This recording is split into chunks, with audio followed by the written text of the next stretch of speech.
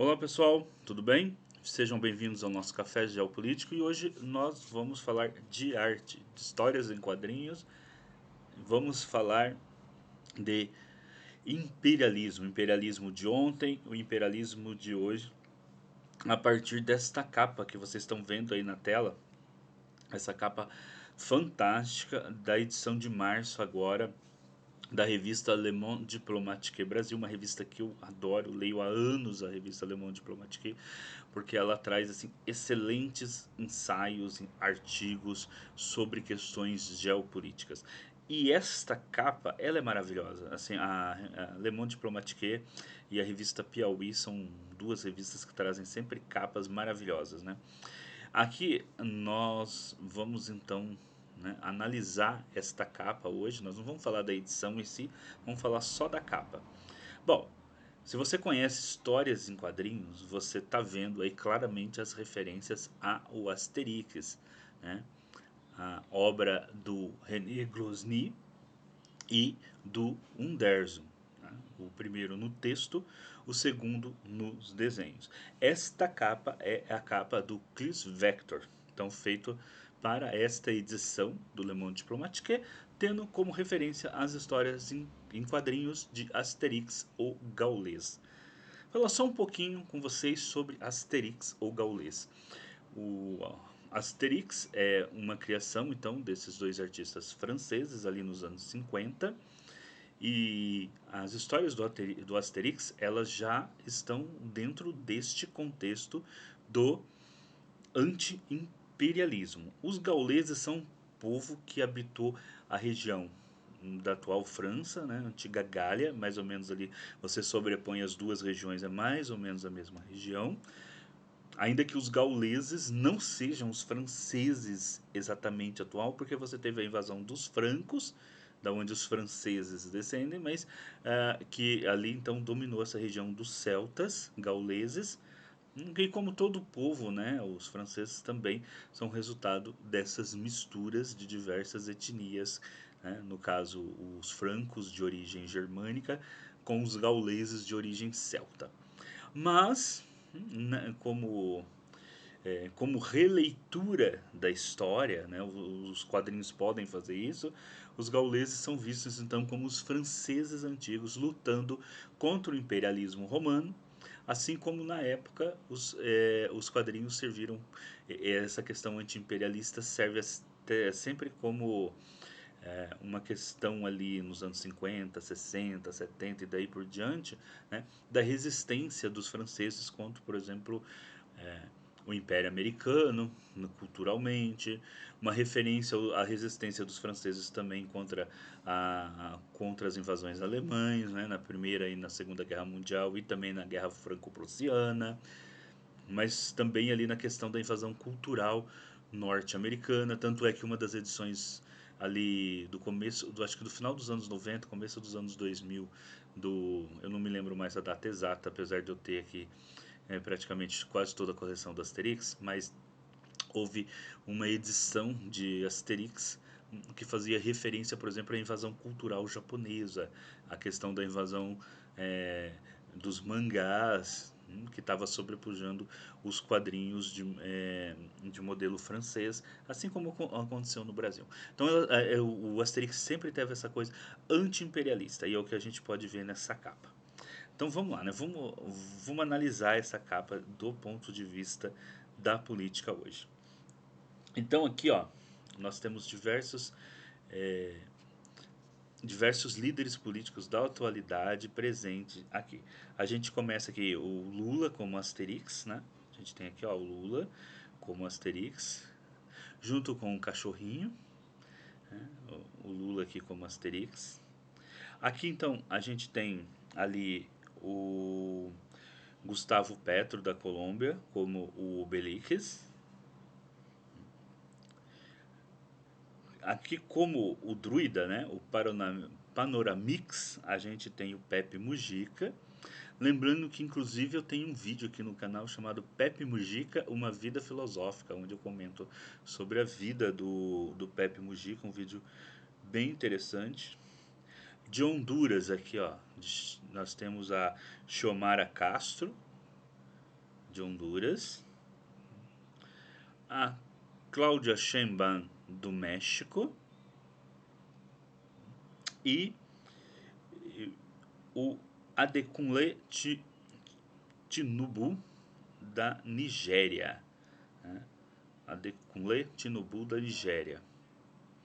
São aqueles que estão resistindo ao imperialismo. Né? Então, Brasil, Uruguai, Colômbia, México, Honduras, Nigéria, todos aqui resistindo ao imperialismo, resistindo aos ataques às democracias. E esses ataques às democracias estão ocorrendo da onde? Do Império. Né? Do Império, que é ao qual você tem aqui o Trump, representante do novo Império Romano, e o Elon Musk, também representante aqui do novo Império Romano, né? O Elon Musk como o braço direito aí do novo César. E no meio, entre aqueles que resistem aos ataques à democracia e aqueles que estão atacando a democracia, você tem aqueles que estão queimando no fogo, tentando ser aceitos pelo Império, que é o senhor Javier Milei, aí queimando no meio desse fogo, né? Queimando aí. Que inclusive é uma postura que algumas pessoas aqui no Brasil gostariam que o Brasil estivesse, né? Então, inclusive surgiu aí um líder brasileiro, né, um ex-presidente brasileiro, falando que o Brasil está fornecendo material para a China construir bombas atômicas, que ele foi lá e que levou esses dados para o Trump e pedindo intervenção no Brasil. Então, essa questão daqueles que estão subordinados a um imperialismo, né, que estão do lado dos imperialistas e que acabam sempre do mesmo jeito, né, se queimando no fogo. Tá? E aqueles que resistem ao imperialismo, né, que agora ataca aí as democracias. Então essa capa ela é uma referência à nossa geopolítica atual, levando-se em consideração a obra, né, do Asterix, que inclusive eu recomendo muito a leitura, tá, dos quadrinhos do Asterix, foram publicados todos aqui pela Record aqui no Brasil. Até vendo esta capa, eu vou fazer alguns vídeos aqui no canal, na nossa sessão de quadrinhosofia, sobre a obra Asterix, que vendo essa capa, realmente é um quadrinho que vale a pena tratar vários dos álbuns deles aqui, ou de uma forma geral, o Asterix, porque ele tem essa pegada, sempre teve, do anti-imperialismo, né, da luta ali, no caso, de uma tribo, de uma aldeia gaulesa que resiste aos ataques do império, né, que passa sempre a resistir aos ataques do maior império de então. Agora, uma outra análise que a gente pode ver é que o Império Romano também não existe mais, né? O Império Romano não existe. Então, todo o império, uma hora, ele cai. E veja, o Império Romano, ele começou a decadência dele a partir do momento que ele teve maior poder.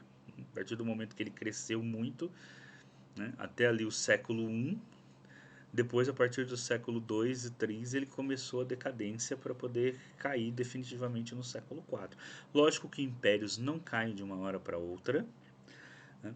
Assim como a gente vê algumas análises aí, o pessoal falando, os Estados Unidos estão no fim. Não estão, né, gente? O Império Americano não vai cair amanhã. Não vai ser substituído por um mundo multipolar de um dia para o outro. Ainda vai demorar muitos anos, talvez aí algumas talvez aí algumas dezenas de anos, a menos que ele imploda internamente, que é possível. Vocês lembram aí que nós temos agora o Trump causando várias medidas ali nos Estados Unidos, como por exemplo diminuindo o número de funcionários públicos à revelia, né? Essa semana, inclusive, ele diminuiu ali números de funcionários públicos, depois descobriu que eram funcionários públicos que cuidavam de questões como o suicídio entre os jovens, e foi demitido todo mundo, e teve que recontratar todo mundo. aí cortou ajuda para a África, mas aí depois perceberam que entre as ajudas para a África estavam equipes que trabalhavam na contenção do vírus Ebola e esse jeito caótico pode sim também levar o Império Americano a se degradar talvez mais rapidamente do que seguindo aí apenas apenas a questão de um novo império substituir. Se for um novo império substituindo ele, por exemplo, a China e a Índia que estão surgindo aí como futuras dos polos, maiores dois futuros polos econômicos, inclusive projeções dizem que em 2050 a Índia e a China estarão na frente dos Estados Unidos. Sim, o Império Americano continuará e demorar muito, ele vai demorar muito para que ele realmente seja substituído. Agora, sempre há a possibilidade de uma crise interna e uma fragmentação que leva ao fim de um império. Para quem acha que isso é muito pouco provável, vamos lembrar que o que aconteceu com a União Soviética. Se você pegar ali a história da União Soviética, depois ali da Segunda Guerra Mundial, os soviéticos chegaram primeiro ao espaço do que os norte-americanos. Você tinha ali, de repente, todo o bloco oriental da Europa sendo comunista, o comunismo chegando na China, você tinha vários países da África aderindo ao socialismo, você tinha diversos países ali da Ásia, você teve a vitória no Vietnã dos socialistas, ainda que a Coreia do Norte não tenha conseguido dominar toda a Península Coreana, se assegurou ali também a Coreia do Norte, então tudo parecia que o mundo socialista ou ele ia persistir, né, e essa Guerra Fria durante séculos, ou logo logo o mundo socialista iria englobar todo, iria realmente conseguir dominar o globo. E de repente bastou um líder incompetente, né, o senhor Gorbachev, que foi o homem que conseguiu destruir um império sozinho, né, para você ver só como que um líder, o homem do mapa na testa, né, para você ver só como que um líder completamente incompetente consegue destruir um império sozinho. Consegue levar um império ao caos. O mesmo pode acontecer aí nos Estados Unidos. A gente vê que, é, que a administração atual é bem perto da administração Gorbachev ali na União Soviética. E depois foi substituído, no caso, o Gorbachev conseguiu enterrar, né, a União Soviética, dividiu a União Soviética voltou, né, a constituir 15 repúblicas, perdeu todo o leste europeu e, bom, destruiu o império e ainda por cima depois a Rússia foi administrada por Boris Yeltsin, né?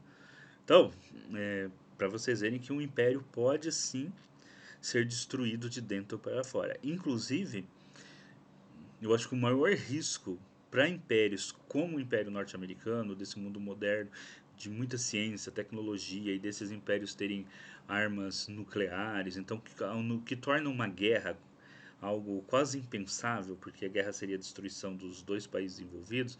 Eu acho que eu penso que, né, uma das formas que podem levar à queda de um império como o americano ser muito mais questões internas do que questões externas. Que por mais que a China se fortaleça, os Estados Unidos representando um contrário à China, assim como a China um contrário aos Estados Unidos, ambos na disputa seriam capazes de manter essa disputa por séculos. Então, a questão interna ela é muito mais factível de levar um império hoje ao fim do que a questão externa.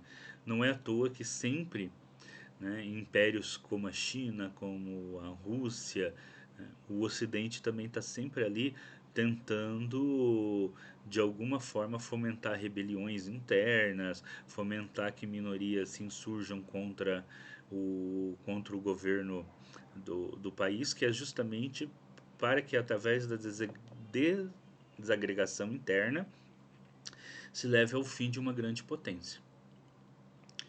E o mesmo pode acontecer com os Estados Unidos, depende do tipo de líder que você tem. Se for um líder tipo Gorbachev, pode acabar com o império. Mas é isso, pessoal. Espero que vocês tenham gostado do vídeo. Le Monde Diplomatique, essa capa espetacular, né? A gente precisa tirar o chapéu aí pro Chris Vector para esta capa. E também uma ótima leitura, se vocês estiverem aí passando numa livraria, numa banca de jornal, o que vai ser muito difícil hoje em dia no Brasil, né? Achar uma banca de jornal. É uma recomendação para quem gosta de geopolítica, Le Monde Diplomatique Brasil, né? Sempre traz bastante informações interessantes e é uma das poucas revistas no Brasil que tem artigos aprofundados na hora de cobrir questões geopolíticas. Então, vamos ficando por aqui. Não se esqueçam, olha o sininho aí para você receber os novos vídeos. Se você não é um inscrito, se inscreva no canal e comente, deixe os seus comentários. Pessoal, é muito importante no canal que vocês deixem os seus comentários aí. Muito importante porque isso ajuda que o YouTube distribua os nossos vídeos. Então, até o próximo vídeo aqui no nosso Café Geopolítico, os nossos vídeos diários de geopolítica aqui no canal do Filósofo.